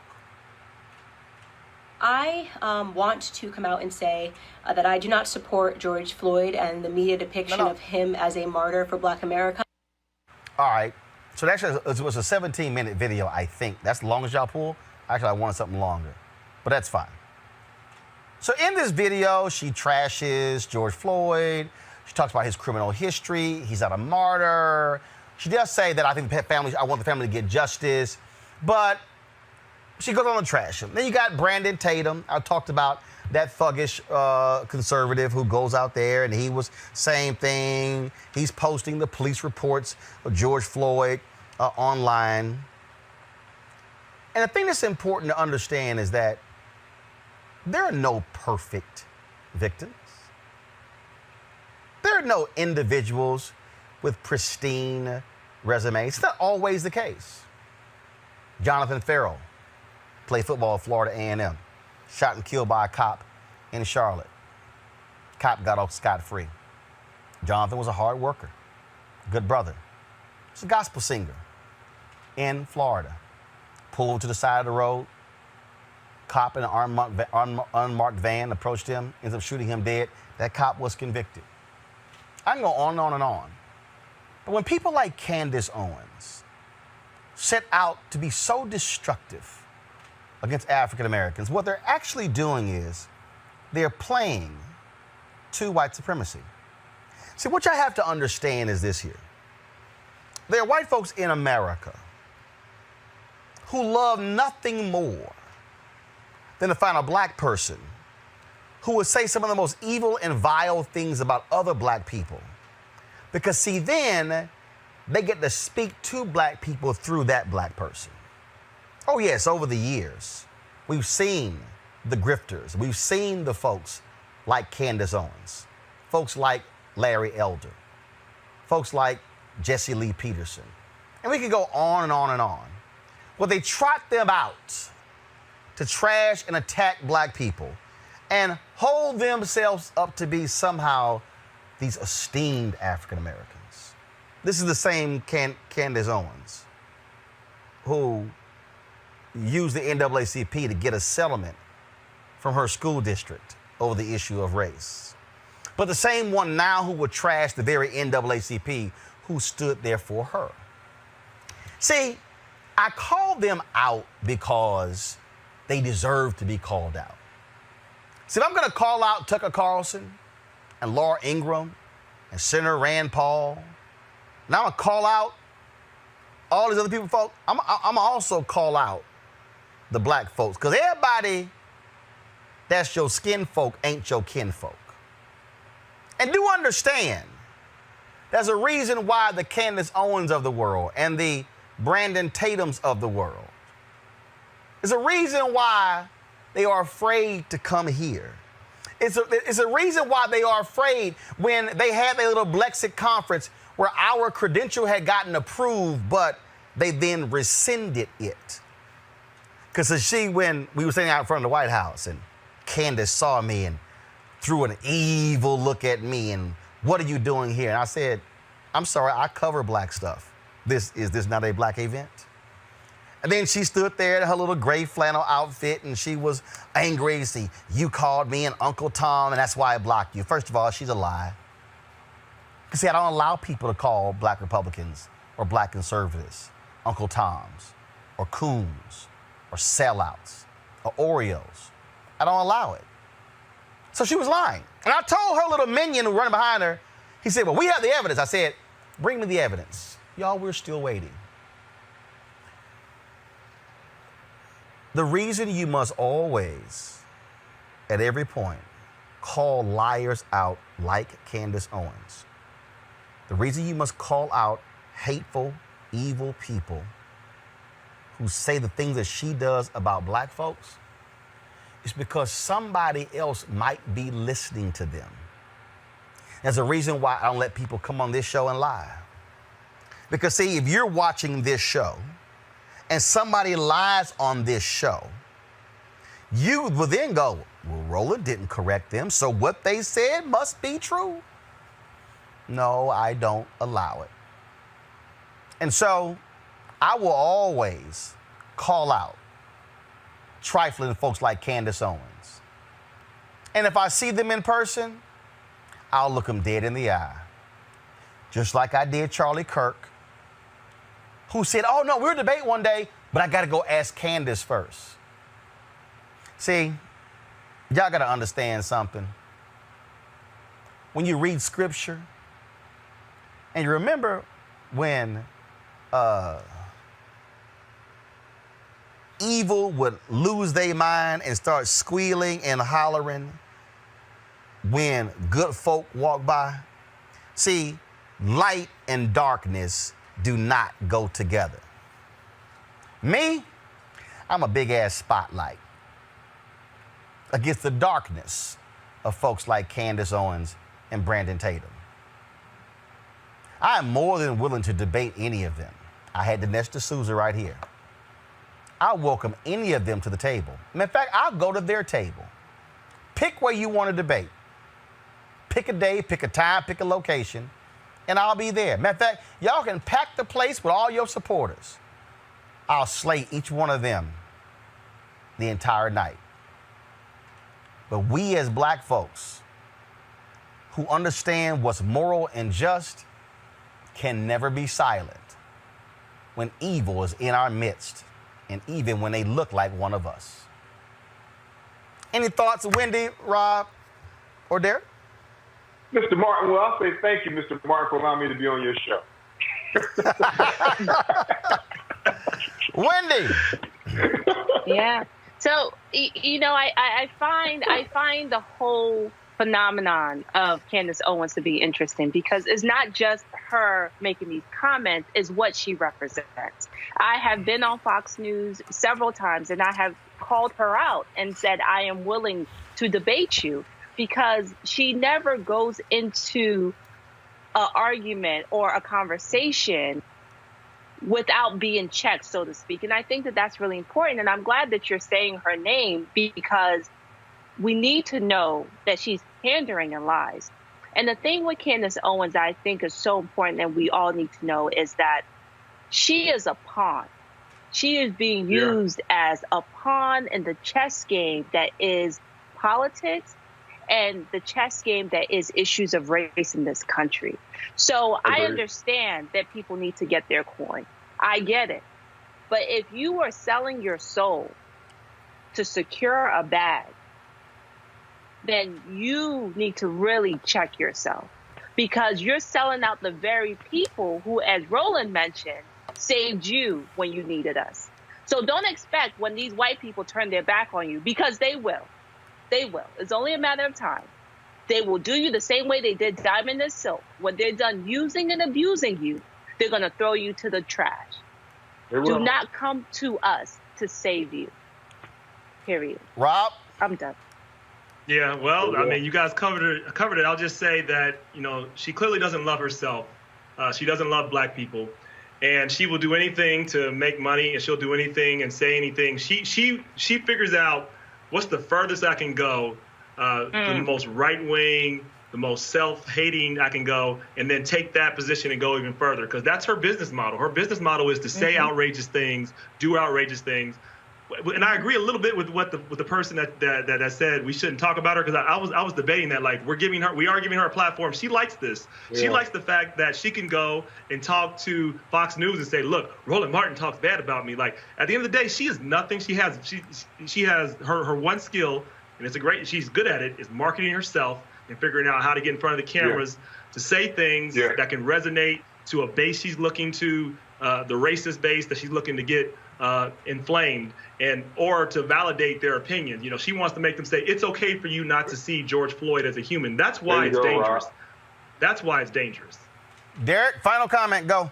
I know. I was going to say I agree with everything you guys said, and it frustrates me because, you know, I'm in places where I hear people like, well, did you see what Candace Owens said? Did you see what Candace Owens wrote? And it's like it bothers the hell out of me, because if you have to look at her and that other dude that you just, I ain't gonna call his name out, but if you look at them two, they're the exact reasons why, they are two of the reasons why black people, in along with this president, would never ever even consider the Republican Party. And so she is, sometimes, with this, what she said about Floyd, and that's it's a disgrace. And it shines, puts a whole different, it just dampens everything that we're working for right now during this movement. And it just ain't right, man. And I'm mad that we even gave her this much time. Nah, see, the reason I did it again is because when you get called to sit at the table of power, you can wreak havoc. And there may be a young African American, there may be a white person, a Hispanic person who hears her and goes, "Oh my God, she's making so much sense." But if there's no counter to that, then we allow it to happen. But the problem is, Roland, that people are not going to hear the counter, because we can go through how social media works. Rob, that ain't true. Here's what I'm saying. Wait, just give me a second. Because social media will work where it can just go echo chamber. So the issue is, like, people will hear her, they will hear Candace Owens, and they're not going to hear you because not true. You're not who they want to hear. No. Rob, you're missing it. This is what you're missing. when they type her name into YouTube and the algorithm, my video will come up. See, trust me, I also know how this game works. Yeah. So what happens is, the part of the reason in doing this is, and I'm just using an example, when Snoop Dogg did a video and he criticized Roots, the remake of Roots, I took exception to what he had to say. And when I typed in Snoop Dogg and Roots in Google, I saw how his comments went global. I then came back and did a commentary against what Snoop Dogg said. Guess what happened to that commentary? It went global. Now, Snoop fired back at me. I ain't need to fire back again. He and I eventually talked. Yeah. We patched it up. But I did it because had I not done it, there would have never been a counter to what he had to say. So, sure, she's got 2 million on Facebook and, 1 million on Twitter, whatever. But here's the piece. I got 1 million on Facebook. I got 550,000 on Twitter, 481,000 on Instagram, 512,000 on YouTube. And so the point I'm making is this here. You cannot let you can't let evil or lies stand alone. See, that's what the media did with Donald Trump. What mainstream media did was, mainstream media would not check Donald Trump in the moment. If he wins, the presidency. But Donald Trump was running for president, though. So you're making the point that I see it as a great strategic point. It's anybody. It's anybody. Rob, you're a talk show host. Right. No, I get it. When I had my talk show, the same thing. But what I'm trying to say is, I guess it's just a point of frustration that she has so much reach, and she's reaching, and she's giving so much ignorance and hate. No. That's not. See, I ain't frustrated by that. Because I already told you what the deal is. There are white people. First of all, Candace Owens ain't black. Right. There are white people who love the Candace Owens because she gets to say stuff they can't. That's correct. So that's why they support her. She's seeing the marketplace, That's what it is. Right. She's the puppet. And when the willing puppet. And let me tell you something. Okay, you saw a little photo there of Pence. I know A.R. Bernard and K. Cole James and Angela Saylor and Elroy Saylor. I've had them all on the show. Guess what? They ain't calling them from certain stuff. They not calling Derek. They're not calling, because see, there's a segment of the Republican Party who adores Diamond and Silk. They love Candace Owens. They love Brandon Tatum because they love Terrence Williams. They get to sit back and watch the Minstrel show. Remember, which is the problem with Minstrel the Republican shows Party. had fans. Which is the problem with the Republican Party, which they allow and they encourage, and it used to be a dog whistle. With this president, is a horn to racists. It's a bullhorn. He's really, really clear. And so that is the problem. If the Republican Party wants to actually attract voters of color, right now they don't. Their goal right now is to figure out ways to keep black voters and other voters from voting, and just appeal to the most extreme, to racism.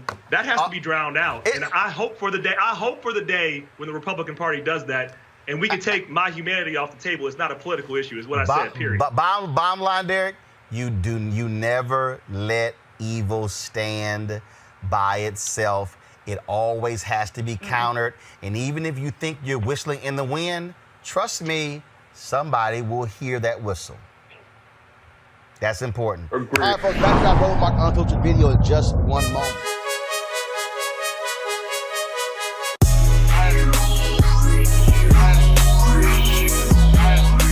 All right, folks, we want to thank the folks with Seek.com, CEEK.com, for partnering with us. This is Mary Spio, is the creator, the innovator, the founder of this company.